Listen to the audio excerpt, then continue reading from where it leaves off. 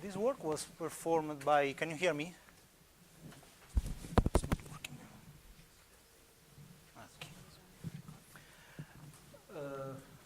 Deals with nano-mechanical characterization of niobium coatings, and the aim of the work was try to demonstrate how nano-mechanical testing can be helpful for the characterization of coatings for functional application. And we performed this work in cooperation with Giulia Lanza and Enzo Palmieri, who produced all the coatings and made all the functional characterization. And okay, just few information of our group. We come from University of Roma 3, which is the third university in Rome, the smallest one.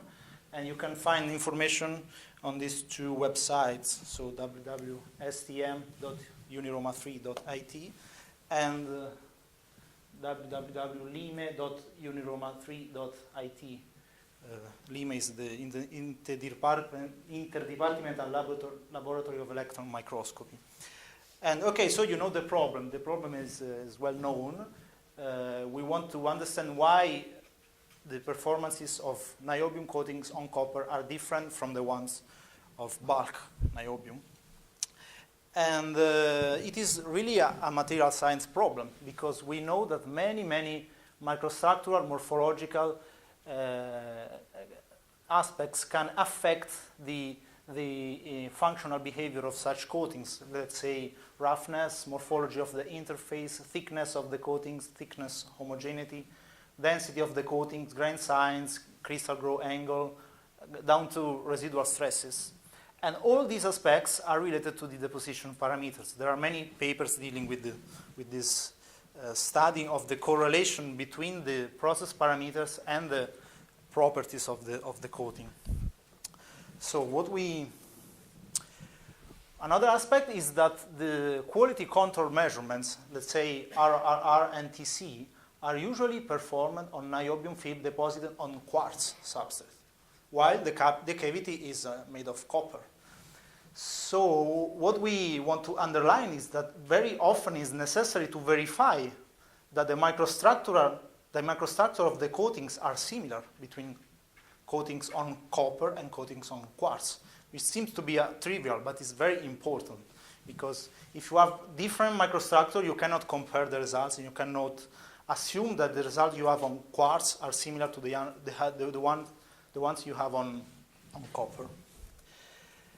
And so we started from this gap of knowledge, so that the need of the development of a chemical, morphological, and mechanical surface characterization methodology for such coatings. And we focused on the influence of the applied bias voltage on the functional and nanomechanical properties of sputtering niobium thin films for cavity applications.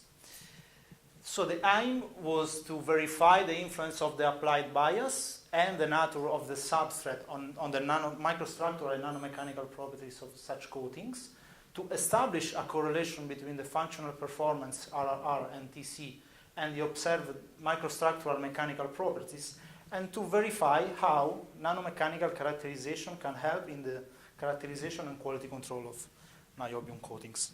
Many information can be found on this paper we made with Professor Palmieri and Giulia Lanza some years ago. Some of the results are reported also in that paper. And we believe that the synergic use of nanomechanical testing and high-resolution microscopy can be a good combination for the investigation of correlation between process and properties of thin coatings obtained by PVD. What is nanoindentation? Nanoindentation, many of you know. Nanoindentation is a particular class of hardness testing. So you know that hardness is a test when a rigid indenter is pressed in contact with the surface. This rigid indenter can be a sphere, can be a square-based pyramid, or can be a triangle-based pyramid. In case of nanoindentation, you have very low loads and very low displacement into surface. We talk about nanometers into the surface, and we talk about some fraction of millinewton. And this is our instrument. This is a Agilent G200. Before it was MTS. Now the company's changed the name. And this is a common indentation you obtain on a metal. You can do many of them to have statistics. And the principle is this one. You have a pyramidal indenter which is pressed into contact with the surface, and you assume that the plastic deformation occurs in this area. So where is the contact between the materials and the indenter, and you also assume that at the edge of the contact there is the elastic deflection. This is the main assumption behind the so-called Oliver and Farr method, which is the one we use for calculating hardness and modulus from this test. So just to make a comparison, if we have an perfect elastic material, we would have such low displacement curve in an indentation testing. If we have a perfect plastic materials, we would have this low displacement curve in a nano-indentation testing. For the most common case, when we have an elastic plastic material, we will have a loading part and an unloading part, and the area between the two curves is the plastic work, obviously, and the area below the unloading curve is the elastic work which is recovered during the unloading of your indenter. And what you can do, so we start from this loading-unloading curve, where we have a loading part and unloading part. We can calculate the elastic stiffness at the beginning of unloading. We can calculate the contact depth by the use of the Oliver and Farr method, which assumes that the elastic deflection is concentrated at the edge of the contact, and then we know that the contact depth is always lower than the total depth. We calibrate the geometry of the indenter by calibration on a standard sample, and then we can calculate the hardness and the elastic modulus of the material.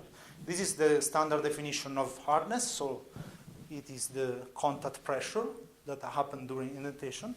And the elastic modulus is evaluated by the solution given by Sneddon for the elastic contact between an axisymmetric body and a flat surface.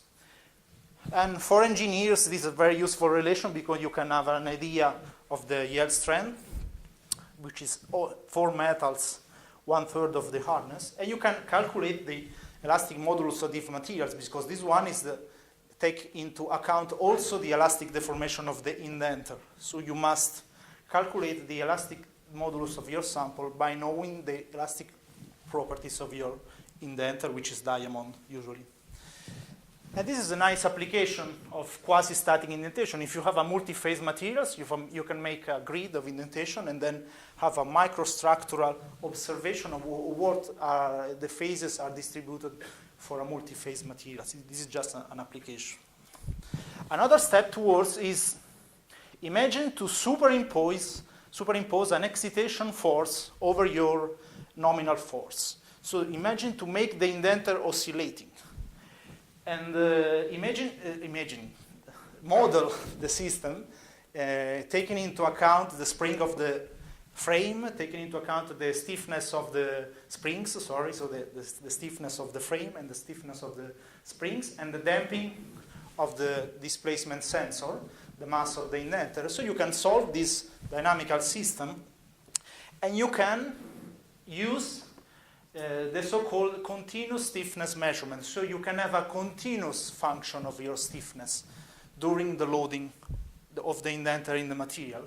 So you can have hardness and modulus as a function of depth continuously, not only one single value. This is very important for coatings. I can show you here just one example of this 80 nanometers alumina titania coating. And this is what you obtain in terms of hardness, and similar for modulus. So you have a continuous curve which allows you to extrapolate the actual hardness of your coating or your very thin coatings, in this case 80 nanometers. Obtaining the raw data, if you have a very good instrument, is easy. But obtaining the right numbers is not so easy, because there are many factors affecting the results. you have tip rounding, you have surface roughness and chemistry, you have drift, thermal drift, you have initial penetration errors, you have the compliance of your instrument, and so on, until some real microstructural effects and the so-called indentation size effect and residual stress effect. So the message is that obtaining a number is very easy, but obtaining the right number is not so easy. But the good news is that all these parameters can be controlled, all of this. But the bad news is that it's very easy to forget one of these. So you must be careful in analyzing your data. And how we do that, I will skip. We do that by coupling nanoindentation testing with dual beam microscopy. What is dual beam microscopy? This is our instrument we have at the University of Roma 3. It is like an SEM with an additional column, which is an ion gun, a focused ion beam. And we have so these two columns.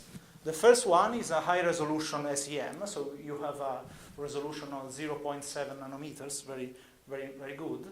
And you have an FIB column with a spatial resolution of about 5 nanometers. So you have gallium ions focused with a size of the spot of about 5 nanometers. And what you can do, first of all, high resolution imaging. Okay, this is you see the magnification is 1 million. So it's very, very nice image on gold. And by the ions, you can do imaging, and you can achieve crystallographic contrast. The image we saw before this morning were obtained by FIB, but were obtained by using the ions as a source. And you can do milling, and you can do patterning, you can do spillars, you can do specimen for compression testing, you can do tensile specimen, you can do any shape you want of your samples. This is what we do for the measurement of the residual stress in the coating. So by the milling capabilities, you can build up your own sample and make the characterization on it. And you can do deposition. This is the gift we gave to our rector when he gave us the money to buy the instrument. So this is obtained by deposition of platinum inside the dual beam. This is, let's say, 40 nanometers of scale. Anyway, another very interesting issue is that you can cut your sample and observe the microstructure in the section. This is very important, and here you can see a protective layer of platinum, which we use for protecting the surface during cutting. And this is a microstructure of rolled steel. You can see the orientation of grains due to the roll process. You can prepare samples for TEM. This is very important. Just cutting a very small lamella, which is taken by micro manipulators, and finally you thin it until you reach the electron transparency, and then you put it directly to the electron transmission electron microscope to do some microstructural observation, so you can evaluate the dislocation density, grain boundaries in the tails, and so on. What is important is that you can do it exactly in the point you want, not in a random place. So if you want to analyze a defect, if you want to analyze some interface, this is very, very important. So what we did by the use of these two main equipments on niobium. First of all, deposition of the coatings. We deposited two main coatings, the one by using the CERN process parameters, and the other one by applying a bias voltage of 100 volts. And we deposit them on quartz and copper. So we have 4 samples, CERN niobium, bias niobium, quartz, and copper.